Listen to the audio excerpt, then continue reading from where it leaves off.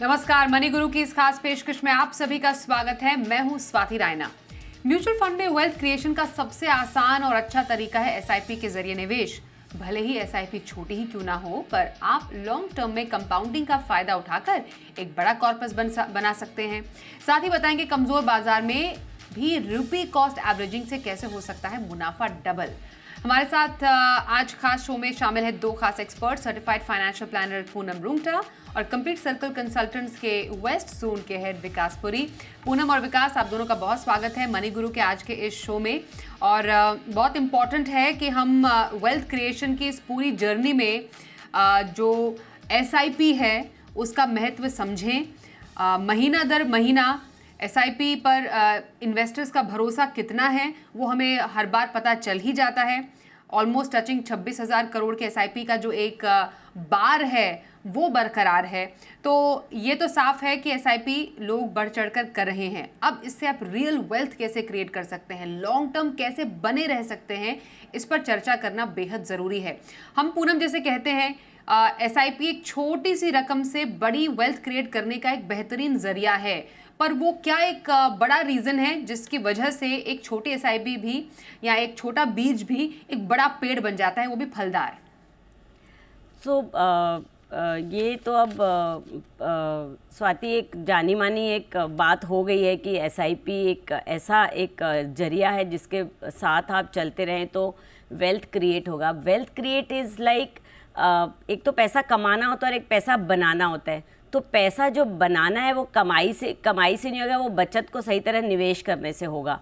तो जो wealth creation यानी पैसा बनाने की जो साइंस है ना, वो एसआईपी से बेटर कुछ भी नहीं हो सकती, ऐसा मेरा मानना है।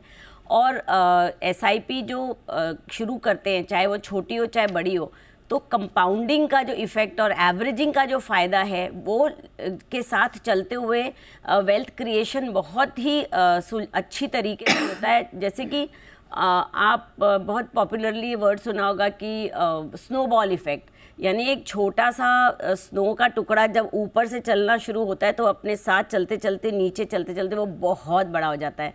Like small precious things come in small packages, वैसे छोटे से भी आप शुरू करेंगे तो वो बहुत प्रेशियस बन जाएगी। और कंपाउंडिंग का जो फ़ायदा है वो इसमें बहुत अच्छे से मिलेगा। बट इसमें बस सिर्फ एक ये ज़रूरी होना है कि आपको लंबे समय के लिए बने रहना है। अगर आप लंबे समय के लिए बने रहेंगे तभी ये सारे फ़ायदे आप इसके उठा सकते हैं।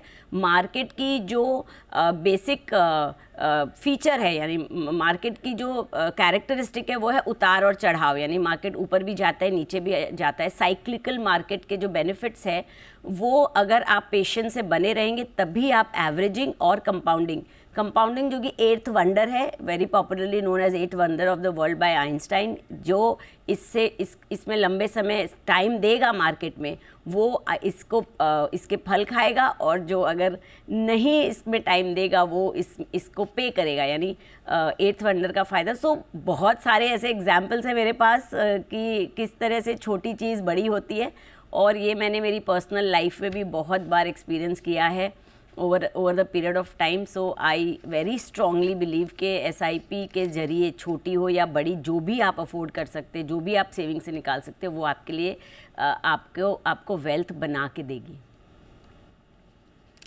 बिल्कुल यकीनन। और आपने तो अपने सामने कई निवेशकों को वेल्थ क्रिएटर भी बनते देखा होगा अपने तमाम सलाह से। अब क्योंकि आपने पावर ऑफ कंपाउंडिंग का जिक्र किया, बहुत इंपॉर्टेंट है जानना और समझना क्यों हम एक छोटी रकम से बड़ी वेल्थ क्रिएशन की बात कर रहे हैं। विकास, जरा आप बताइए, हम एक गोल सेट करते हैं अपने लिए और जो सबसे ज़्यादा कॉमनली यूज्ड गोल है या कॉमन गोल है जिसके बारे में सोचते हैं वो रहता है रिटायरमेंट प्लानिंग, क्योंकि हर कोई चाहता है कि उनके जो रिटायरमेंट है वो सही ढंग से बहुत ही शांतिपूर्वक पैसों के साथ बीते। अब एक छोटी रकम से कोई शुरुआत कर रहा है लाइफ के अलग अलग स्टेजेस पर, तो क्या वो तरीका हो सकता है या वो ये पावर ऑफ कंपाउंडिंग का जो मैजिक है over the period of time कैसे काम करेगा ऐसे किसी इन्वेस्टर के लिए? देखिए स्वाति, जैसा अभी पूनम जी ने पूरा अच्छे से एक्सप्लेन किया कि कैसे गोल प्लानिंग की जाती है और वेल्थ क्रिएशन की जाती है।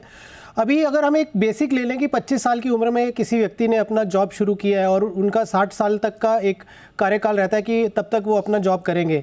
नाउ एक छोटा सा एग्जांपल अगर हम लेते हैं कि यदि मान लीजिए कोई 1,000 रुपये की SIP शुरू करता है 25 साल की उम्र में और मान लीजिए कि 12% की कंपाउंडिंग से उनका इन्वेस्टमेंट्स ग्रो होती हैं, by the time he retires like 60 years के होंगे तो 55 लाख के आसपास उनका जो है वो वेल्थ क्रिएट होगा। अभी आप यही देख लीजिए कि यदि वो व्यक्ति केवल 5 साल के लिए डिले कर दें और बोलें कि मैं 25 की उम्र में नहीं 30 की उम्र में वो निवेश शुरू करूंगा, सेम पैरामीटर्स में यानी 12% की ग्रोथ रेट से अगर वो बढ़ता है, उनका जो कॉर्पस क्रिएट होगा वो 30,80,000 के आसपास होगा, यानी कि 24 लाख रुपया कम होगा सिर्फ 5 साल आपने डिले किया तो। और मैं इसके और एक कदम अगर आगे चलता हूँ कि कोई 35 साल में शुरू करता है, यानी कि वही 1,000 रुपया महीना डाला और अब उनके वो 60 में रिटायर होना है तो 25 साल के लिए वो करेंगे, उनका महज 17 लाख रुपए बनेगा। अब आप ये सोचिए कि कितना बड़ा गैप क्रिएट हो जाता है यदि कोई जल्दी शुरू करे और लेट शुरू करे। तो पावर ऑफ कंपाउंडिंग यही होती है। और एक छोटा एग्जांपल और दूंगा कि जैसे हम रूल ऑफ 15 भी बोलते हैं कि 15 साल के लिए 15,000 रुपये इन्वेस्ट करें और 15% से यदि वो ग्रो करता है तो 1 करोड़ बनता है, लेकिन दूसरा करोड़ केवल अगले 5 साल में बन जाएगा। तो पावर ऑफ कंपाउंडिंग का ये बेनिफिट होता है। बिल्कुल, तो पावर ऑफ कंपाउंडिंग के जो तमाम बेनिफिट्स है वो आपके सामने है, कैलकुलेशन है, नंबर्स जो आंकड़े हैं कभी झूठ नहीं बोलते हैं। ये समझ में आ जाता है कि पावर ऑफ कंपाउंडिंग का जो कमाल कैसे काम करता है। ये आपने कॉस्ट ऑफ डिले का भी पावर ऑफ कंपाउंडिंग के साथ एक एग्जाम्पल दिया। और पूनम, यही हम देखते भी हैं, यूँ तो आजकल के इन्वेस्टर्स काफ़ी ज़्यादा स्मार्ट हो गए हैं, लेकिन कई बार हम देखते हैं थोड़ा सा लेजीनेस, थोड़ा सा कल पर टाल देना, वो क्या भारी पड़ जाता है किसी के वेल्थ क्रिएशन की जर्नी में?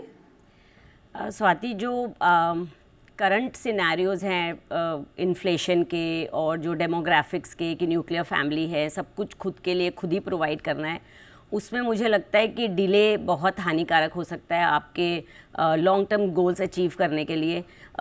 जैसे अभी विकास जी ने बहुत अच्छे से समझाया कि 5-5 साल के डिले में कितनी बड़ी रकम से हाथ धोना पड़ सकता है। तो ये एक्चुअल फैक्ट है कि जो कंपाउंडिंग का जो मैजिक है ना, वो जितना लंबा आप चलेंगे तो लास्ट के ईयर्स में आपको देखने को मिलता है। अगर आप 10,000 रुपये की SIP शुरू करते हैं 35 साल के लिए, यानी जब आप कमाना शुरू करेंगे 25 साल के होंगे, और 60 साल का हम जो स्टैंडर्ड एक रिटायरमेंट पीरियड मान के चलते हैं, तो आप 3.5 करोड़ के आसपास पैसा उसमें बना सकते हैं just with 10,000 rupees SIP, but consistently for 35 years. वहीं जैसे हमने पहले भी समझा, अगर वही 10 साल डिले कर दिया कि सोच रहे हैं, समझ रहे हैं, अपने और चीज़ों में लगे पड़े, फिर सेविंग 10 साल बाद शुरू करी तो 60 साल तक आप सिर्फ 1 करोड़ बना पाएंगे। तो 1 करोड़ रुपया against 3.5 crore in the gap of 10 years makes a huge difference. आपको इन्फ्लेशन ही खा जाएगा आपके सारे पैसे को। तो ये सब समझना बहुत ज़रूरी है, इसलिए डिले ना करें, बहुत छोटी छोटी रकम से भी शुरू कर सकते हैं। अभी तो हमारे देश में SIP, जैसे आपने शुरुआत में बताया, 26,000 करोड़ की SIP आ रही है, और वो सिर्फ और सिर्फ स्वाति 23 करोड़ फोलियोज से आ रही है। यानी सोचिए 135 करोड़ की आबादी है और उसमें से 23 करोड़, वो भी मल्टीपल फोलियोज होंगे एक ही बंदे के। तो we haven't even scratch the surface. अभी तो बाहर के देशों के मुकाबले हमारे देश में सिर्फ 8% लोग इक्विटी से जुड़े हुए हैं। तो जब तक आप इन्फ्लेशन को बीट करने वाला कोई रास्ता नहीं ढूंढेंगे कमाई का, तो आपका कोई भी गोल अचीव होने में कंफर्टेबिलिटी नहीं होगी, प्रॉब्लम होगी, आप कभी भी पीसफुली रिटायर नहीं हो सकते। हमें इस बात को समझते हुए छोटी छोटी, यानी ये सभी को मैं कहना चाहूँगी कि बड़ी रकम से शुरुआत करने का वेट ना करें। 100 रुपये की SIP पहले भी चालू थी, अब सेबी ने 250 रुपये की SIP भी मैंडेटरी करी है हर AMC के लिए, जो एक नए निवेशक के लिए बहुत फेथ दिला सकती है इस प्रोडक्ट के अंदर। बिल्कुल, आपके लिए छोटी SIP की पहल भी है जो कि अलग अलग AMCs ने चालू की है। मैं अगर गोल बेस्ड प्लानिंग की बात करूं विकास आपसे, क्या ये सही है कि एक गोल के साथ आप एक SIP अगर जोड़ दें तो एक डिसिप्लिन इन्वेस्टमेंट भी रहता है और आप डगमगाते नहीं हैं अपने निवेश से? कई बार जैसे मानिए आप रिटायरमेंट के गोल के लिए एक SIP डेडिकेट कर दी, बच्चों की पढ़ाई के गोल के लिए SIP डेडिकेट कर दी, गाड़ी खरीदनी है, घर खरीदना है, उसके लिए एक SIP डेडिकेट कर दी। तो क्या एक तरीका बेटर हो सकता है डिसिप्लिन इन्वेस्टमेंट का, और लॉन्ग टर्म के लिए ये SIP इन्वेस्टमेंट के लिए आप कहीं बीच से पैसा निकालने से भी थोड़ा बच जाते हैं? इनफैक्ट यही एक तरीका है। बिकॉज अगर हम बहुत ज़्यादा ये प्लानिंग, जैसे पूनम जी ने बोला कि हम प्लानिंग करते रहे और टाइम निकल गया, तो आपके गोल भी जो है आपको, और कुछ गोल ऐसे होते हैं स्वाति जो आप थोड़ा डिले कर सकते हो। मान लीजिए मुझे गाड़ी लेनी है, मैं थोड़ा डिले कर सकता हूँ अगर मेरा गोल पूरा नहीं हुआ, बट मेरे बच्चों की अगर एजुकेशन है और उनको अगर ग्रेजुएशन या हायर एजुकेशन में जाना है तो उनको उसी साल जाना है जब उनका वो साल आएगा। या आप रिटायरमेंट की बात करते हैं तो जनरली अगर 60 ईयर्स का गवर्नमेंट ने मैंडेट किया है कि आपको रिटायरमेंट लेना है तो 60 में ही रिटायर होगा, वहाँ आप डिले नहीं कर सकते, फिर आपको एक्स्ट्रा काम करना पड़ेगा किसी और तरीके से। तो मैं छोटा सा एग्जांपल देता हूँ कि मान लीजिए किसी कोई अपना करियर शुरू कर रहे हैं और उनके कुछ छोटे छोटे गोल्स हैं। यंग कपल है कोई, वो चाहते हैं कि हम अगले 5 साल में एक गाड़ी ले लें जो रफली 10 लाख की होएगी। तो उनको अब वो गोल कैसा करना है कि आप 12,500 की SIP बांध दीजिए, और हमने जनरली मैं 12% की कैलकुलेशन पे ये सब दे रहा हूँ आपको। तो 5 साल में उनका 10 लाख रुपया जमा हो जाएगा। तो बड़े कंफर्टेबली, और स्वाति समय का पता नहीं चलता। हम कोविड की कल की बात करते हैं, आज कोविड को भी गए हुए लगभग 5 साल हो गए। तो 5 साल में 10 लाख रुपया जमा हो जाएगा। अब क्या करना है, केवल 12,500 की एक SIP लगा देनी है, उसको छेड़ना नहीं है, वो आपकी गाड़ी का गोल पूरा करेगा। सिमिलरली आपने अगर होम परचेज करना है कि मान लीजिए 10 साल के बाद हमें एक 50 लाख रुपए की ज़रूरत पड़ेगी, उसके लिए मुझे SIP करनी है, तो आप 22,000 रुपये की एक SIP करिए और 10 साल में आप 50 लाख रुपया जमा कर देंगे। और इसी तरीके से बच्चों की एजुकेशन, मान लीजिए कि और आगे थोड़ा समय आ जाएगा तो कि आपको 15 साल में आपको 20 लाख की ज़रूरत है, तो उसके लिए महज 4,500 की SIP करेंगे, 20 लाख रुपया वहाँ से जमा हो जाएगा। और अगर एक आप एस्पिरेशनल गोल रखना चाहते हैं कि मान लीजिए 30 साल में हमें 5 करोड़ रुपया चाहिए अपनी रिटायरमेंट के लिए, महज 16,500 की SIP कर दीजिए, 5 करोड़ का कॉर्पस क्रिएट हो जाएगा रिटायरमेंट के लिए। और आप जैसा लाइफस्टाइल जी रहे हैं जॉब करते हुए, पोस्ट रिटायरमेंट सेम लाइफस्टाइल आप कंटिन्यू कर सकते हैं, कॉम्प्रोमाइज़ करने की ज़रूरत नहीं है। और जैसा पूनम जी ने बोला कि इन्फ्लेशन आपका पैसा खा जाएगी, तो आपको इस तरह के पैसे की ज़रूरत होगी। आज लगता है हमें कि 1 करोड़ बहुत सफिशिएंट है, लेकिन ये 1 करोड़ आने वाले 20 साल में उसकी वैल्यू वैसी नहीं रहेगी। तो आपको 1 करोड़ के बदले 5 करोड़ या 6 करोड़ कमाना पड़ेगा। तो ये गोल based planning is very important, और हर एक सिप को अपने गोल के साथ लगा दीजिए, और जितना लंबा समय होगा आपके गोल का, आपकी SIP की अमाउंट उतनी छोटी हो जाएगी। तो वो एक बहुत ज़रूरी है कि आप अभी शुरू करेंगे तो बेहतर रहेगा। बिल्कुल। और एक छोटे से ब्रेक के लिए भी रुकते हैं। ब्रेक के बाद दोनों एक्सपर्ट से ये भी जानेंगे कि SIP के लिए कौन से फंड्स हैं उनके पसंदीदा जो आपको वो रेकमेंड करेंगे, इसलिए बने रहिए हमारे साथ।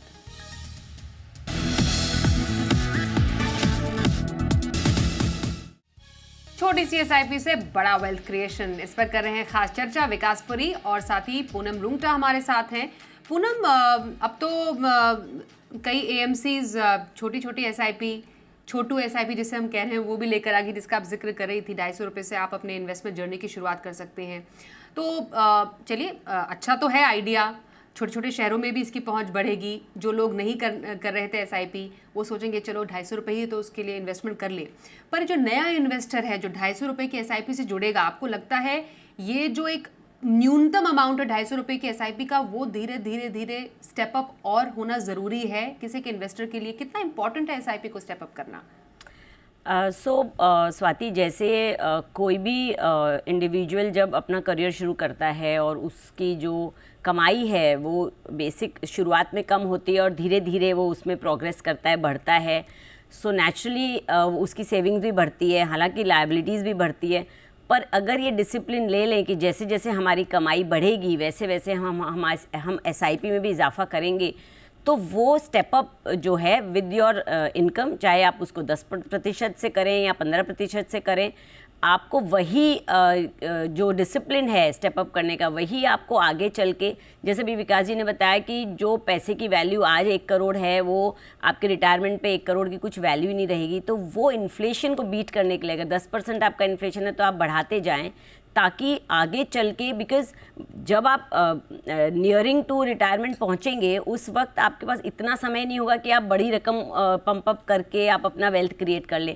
तो छोटी रकम से बड़ा कदम उठाना है, और छोटी SIP से शुरू करके जब फेथ डेवलप होगा इस प्रोडक्ट में, क्योंकि जो सेबी ने ये जो छोटी SIP की मुहिम शुरू करी है, तो वो जो अपनी हमारी देश की जो पॉपुलेशन इज़ अ ट्रायंगल, जो बड़ा हिस्सा है वो है एक मिडिल क्लास लोगों का, जो डरता है, जो कंजर्वेटिव है, वो एफडी को अभी भी एफडी ही समझ आती है उन्हें। तो ऐसे लोगों को विश्वास दिलाने के लिए जैसे एसबीआई ने सिर्फ बैलेंस एडवांटेज फंड में छोटू एसआईपी का निवेश का स्टार्ट किया है, तो जिसको उन्होंने बहुत अच्छे से ऑफ कोर्स सेबी के गाइडलाइन के अंदर कि मिनिमम आपको 5 साल उसमें निवेश करना ही करना है, और बहुत ईज़ ऑफ इन्वेस्टमेंट दी है उसके अंदर। तो जब फेथ बनेगा तो धीरे धीरे बढ़ाएंगे, और जब उसमें बढ़ेंगे, आगे कदम चलेंगे, तो मेच्योरिटी आएगी इन्वेस्टर के माइंड में भी। तो स्टेप अप करना तो बहुत ही ज़्यादा ज़रूरी है, और देश के लिए भी ज़रूरी है। जब कॉमन पब्लिक जुड़ेगी एसआईपी के इस पूरे दौर में और मानेगी इस चीज़ को, तभी हमारे देश की इकोनॉमी भी, आज जो हम हाल देख रहे हैं कि एफआईआईज बाहर निकल रहे हैं मगर डोमेस्टिक इन्वेस्टर्स में निवेश कर रहे हैं, तो ये डोमेस्टिक इन्वेस्टमेंट एसआईपी के जरिए ही आ रहा है, और हमारी इकोनॉमिक कंडीशंस बहुत अच्छी हो रही है। सो छोटे छोटे जब निवेशक जुड़ेंगे और साथ में स्टेप अप करेंगे, तब एक बहुत बड़ा पिक्चर बनेगा। बिल्कुल, तो छोटे कदमों से आप बड़ा सफर तय कर सकते हैं, यही एसआईपी का एक सिंपल फंडा है। लेकिन जब बाजार का उथल पुथल हमने देखा पिछले कुछ समय में, विकास, क्या उस समय लोगों ने ये जानना चाहा कि एसआईपी क्या चालू रखें या फिर एसआईपी बंद कर दें, फंड रिडीम कर दें, या फिर एसआईपी को रोक दें? क्या वो तरीका बेटर हो सकता है, या फिर क्या एक ऑप्शन निवेशकों के लिए अवेलेबल रहता है? देखिए, एसआईपी का जो पर्पस है वो है यही कि रुपी कॉस्ट एवरेजिंग का बेनिफिट मिले, और जब जब बाजार गिर रहा है, एनएवीज डाउन हो रही हैं, तो उनको एडिशनल यूनिट्स मिलेंगे। तो एसआईपी रोकना तो बिल्कुल, हम ये बोलेंगे इन्वेस्टमेंट की दुनिया का क्राइम है ये कि आपने अपनी इन्वेस्टमेंट को रोक दिया। और रोकना तो बिल्कुल भी नहीं चाहिए, और बल्कि ऐसे दौर में जब वॉलेटिलिटी हाई है, मार्केट गिरा हुआ है, तो आपको तो या एसआईपी का अमाउंट बढ़ाना चाहिए या थोड़ा टॉपअप करना चाहिए। रोकना तो मुझे लगता है कि वो एक अच्छा फिजिबल ऑप्शन नहीं है। इनफैक्ट स्वाति, एक छोटा सा प्रावधान है सभी म्यूचुअल फंड हाउसेज के पास में, which is called SIP pause. तो मान लीजिए किसी वजह से कोई कैश क्रंच आ गया, आपको लगता है कि 2 से 3 महीने के लिए आपका थोड़ा कैश पोजीशन टाइट हो गई है, जैसे अभी ये मार्च का महीना है, बहुत सारे टैक्सीज और इंश्योरेंस के प्रीमियम्स जाते हैं, तो उसमें एक सिप पॉज होता है जिसमें आप फंड हाउसेज 3 से 6 महीने के लिए टाइम देते हैं, जहां पे आप सिप को पॉज कर दीजिए। तो पॉज क्या होगा कि आपके 3 महीने के लिए वो एसआईपी हिट नहीं करेगी, और 4th मंथ से वो ऑटोमेटिकली आपकी जाना शुरू हो जाएगी। तो वो आप सिप जब बंद करते हैं, निवेशकों को वापस शुरू करने में उतना ही एफर्ट लगता है। सिप पॉज में क्या है, क्लिक ऑफ बटन में आपने सिप पॉज कर दिया, और उसके बाद अगर 3 महीने का चूज़ किया तो 4th मंथ से अपने आप वो सिप जाना शुरू हो जाएगी। बहुत ही सीमलेस प्रोसेस है। तो बहुत सारे लोगों को इस चीज़ का आइडिया भी नहीं कि सिप पॉज क्या होती है। तो ये सिप पॉज का आप यूज़ करें। हालांकि मैं यही बोलूँगा कि मार्केट नीचे है उसकी वजह से सिप पॉज मत करिए। आपके पास लिक्विडिटी की थोड़ी सी टाइट सिचुएशन हो गई है, उसके लिए आप सिप का पॉज यूज़ कर सकते हैं। तो ये एक बेहतर विकल्प है rather than cancelling the SIP. तो सिप पॉज मुझे लगता है कि एक अच्छा टूल है जो यूज़ किया जा सकता है। ओके, तो एसआईपी पॉज ये एक आपके लिए एक बेहतर ऑप्शन हो सकता है। अगर आपको बाजार की गिरावट से घबराहट होती है तो थोड़ी देर के लिए रुक जाइए, और उसके बाद एक बार फिर से आप अपने एसआईपी को आगे बढ़ाइए। अब दोनों ही एक्सपर्ट्स के पसंदीदा फंड्स हम जानने वाले हैं जिसमें आप कर सकते हैं एसआईपी। पूनम, आपसे शुरुआत करेंगे। इस बाजार में कौन से फंड्स पसंद आ रहे हैं? लॉन्ग टर्म वेल्थ क्रिएशन के लिए कहाँ पर एसआईपी सही? देखिए स्वाति, वैसे तो हर इंडिविजुअल के लिए एक अलग पोर्टफोलियो होना चाहिए according to their goal and according to the time available to them. But generic way में देखें तो मुझे लगता है एक डाइवर्सिफाइड पोर्टफोलियो होना चाहिए at all times. Different AMC diversification, साथ ही डिफरेंट कैटेगरीज डिवर्सिफिकेशन। अगर डिवर्सिफिकेशन रखेंगे तो पूरे मार्केट कैप का आप बेनिफिट उठा सकते हैं। तो हर कैटेगरी के फंड को अलग अलग देखें तो पराग पारिक का flexi cap fund in flexi cap category, Nippon India multi cap fund, Invesco India Contra fund, क्योंकि हमने लॉन्ग टर्म की बात की है वेल्थ क्रिएशन की, तो कॉन्ट्रारियन फंड उसमें बहुत बेहतर आपको रिटर्न्स देते हैं। Kotak emerging equity fund in the mid cap category and White Oak mid cap fund भी आप इसमें शामिल कर सकते हैं।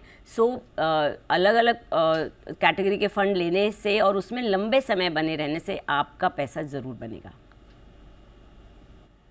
ओके, और विकास, आपके पसंदीदा फंड्स कौन से रहेंगे वेल्थ क्रिएशन के?